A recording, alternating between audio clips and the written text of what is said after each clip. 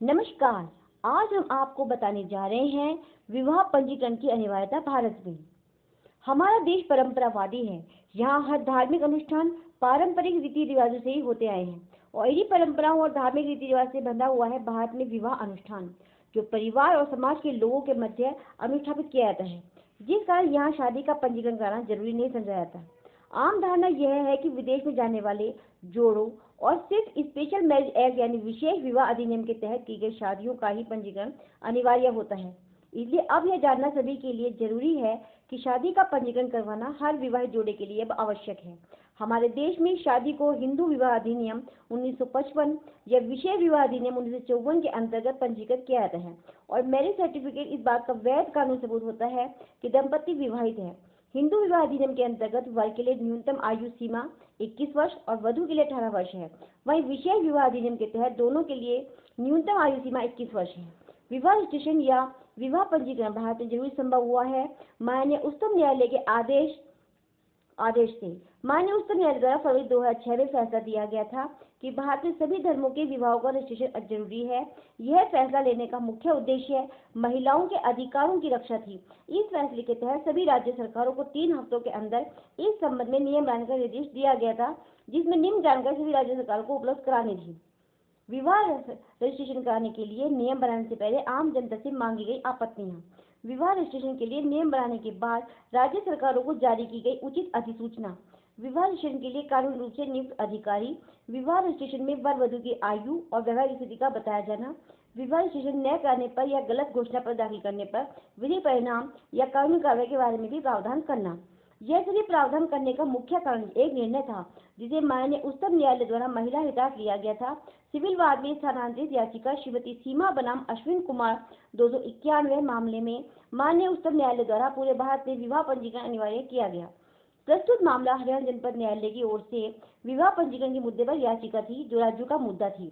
अलग अलग राज्यों में विवाह के संबंध में अलग अलग नियम थे और इस मामले में संबंधित राज्यों के विवाह अधिनियमों का उपयोग किया गया, जैसे कि कर्नाटक विवाह पंजीकरण और विविध प्रावधान अधिनियम 1976, असम मुस्लिम विवाह तलाक पंजीकरण अधिनियम 1935, बॉम्बे विवाह पंजीकरण अधिनियम 1953, हिमाचल प्रदेश विवाह पंजीकरण अधिनियम 1996, आंध्र प्रदेश अनिवार्य विवाह पंजीकरण अधिनियम 2002, उड़ीसा मुस्लिम विवाह और तलाक पंजीकरण अधिनियम 1949।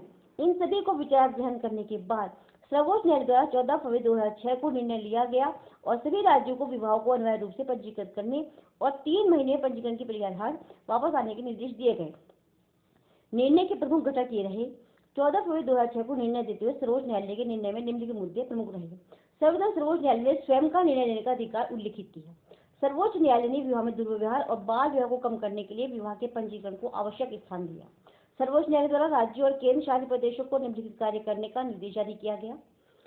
फर्स्ट, पंजीकरण की प्रक्रिया आज से 3 महीने के भीतर संबंधित राज्य द्वारा अधिसूचित की जानी चाहिए।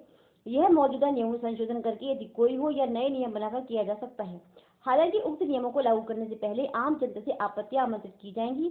इस संबंध में राज्यों द्वारा उचित प्रचार किया जाएगा और आपत्ति आमंत्रित करने वाले विज्ञापन की तारीख से 1 महीने तक मामले को आपत्तियों के लिए खुला रखा जाएगा। उक्त अवधि की समाप्ति पर राज्य नियमों को लागू करने के लिए उचित अधिसूचना जारी करेंगे। राज्यों के उक्त नियमों के तहत नियुक्त अधिकारी विवाहों को पंजीकृत करने के लिए विधिवत अधिकृत होंगे।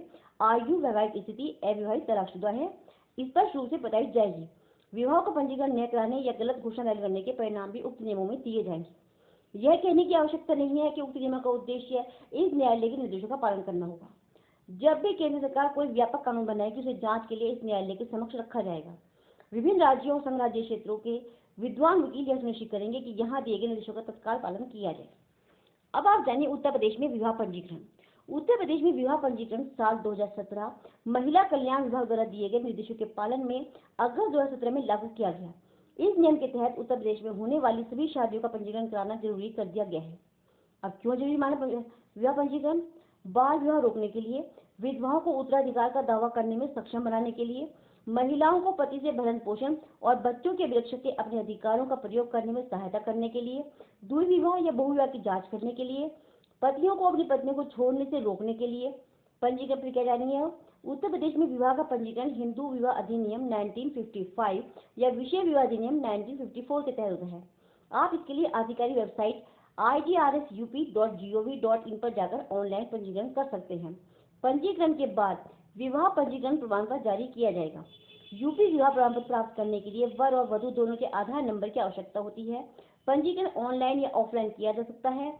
ऑनलाइन पंजीकरण के लिए igrup.gov.in पर वेबसाइट पर जाएं। ऑफलाइन पंजीकरण के लिए संबंधित विवाह पंजीकरण कार्यालय में जाना होता है। जो युगल शादी कर रहे हैं या पहले से शादीशुदा है वे कोर्ट मैरिज करके अपनी शादी का पंजीकरण करा सकते हैं।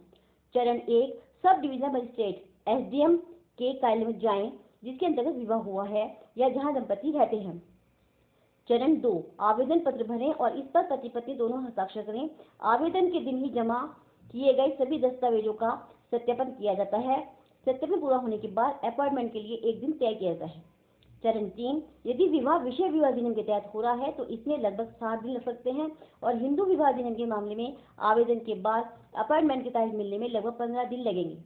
चरण 4 दंपति में से किसी भी पक्ष का कोई भी व्यक्ति जो विवाह के समय उपस्थित था विवाह का गवाह हो सकता है। अपॉइंटमेंट के दिन दोनों पक्षों और उनकी शादी में शामिल हुए गवाहों को उपस्थित रहना होगा।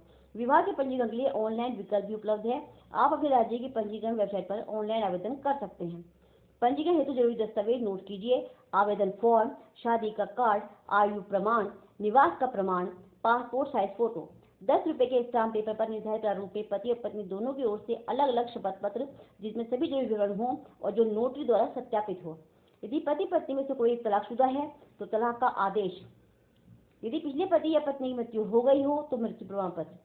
विवाह के बाद नाम बदलने पर सरकारी जांच पत्र की प्रति। यदि पति या पत्नी में से कोई एक विदेशी नागरिक है तो वैवाहिक स्थिति प्रमाण पत्र। गवाह के लिए भी अपना पैन कार्ड और निवास प्रमाण पत्र जमा करना जरूरी और गवाह 2 होने जरूरी। पंजीकरण का महत्व। विवाह पंजीकरण कराए जाने पर एक प्रमाण पत्र प्राप्त होता है जिसे मैरिज सर्टिफिकेट कहा जाता है। मैरिज सर्टिफिकेट एक आधिकारिक दस्तावेज होता है जो रजिस्ट्रार के द्वारा जारी किया जाता है जिसमें तारीख और स्थान के साथ विवाह प्रक्रिया को प्रमाणित किया जाता है। विवाह पंजीकरण प्रमाण पत्र दंपति के विवाहित होने का कानूनी सबूत होता है। 2006 में सुप्रीम कोर्ट ने महिलाओं के अधिकारों को सुरक्षित रखने के लिए सभी धर्मों के लिए शादी के पंजीकरण को अनिवार्य बना दिया था। अगर आप पति के वीजा पर विदेश यात्रा करना चाहती हैं तो जरूरी है। संयुक्त स्वामित्व की संपत्ति खरीदते समय और संयुक्त रूप से होम लोन के लिए आवेदन करते समय। भारत और अन्य देशों के भी दूतावास पारंपरिक शादी को मान्यता नहीं देते हैं। विदेशों में शादी को स्थापित करने के लिए मैरिज सर्टिफिकेट अनिवार्य है। संपत्ति के उत्तराधिकार के मामले में कानूनी कार्रवाई आसान होती है। यदि जमाकर्ता या बीमाकर्ता की मृत्यु हो जाती है जिसने किसी व्यक्ति को नामित नहीं किया था तो पति पत्नी पारिवारिक पेंशन या बैंक जमा या जीवन बीमा लाभ का दावा करने में सक्षम होते हैं। इससे अगर आपको शादी के बाद अपना नाम बदलना हो या पासपोर्ट के लिए आवेदन करना हो या बैंक खाता खोलना हो या दस्तावेज पति या पत्नी को अपने जीवन साथी द्वारा त्यागे जाने से बचाता है। संपत्ति के हस्तांतरण या कानूनी अलगाव के मामले में बच्चों की कस्टडी के लिए इसे वैवाहिक विवादों में मजबूत और वैध सबूत के रूप में भी माना जाता है। अगर आप उत्तर प्रदेश के निवासी या नागरिक हैं तो विवाह पंजीकरण से संबंधित अन्य जानकारी के लिए जुड़े रहिए मेरे ब्लॉग कानूनी ज्ञान से। और कोई जिज्ञासा हो तो झटपट कमेंट सेक्शन में जाकर पूछ डालिए अपना सवाल, जवाब अवश्य दिया जाएगा। धन्यवाद।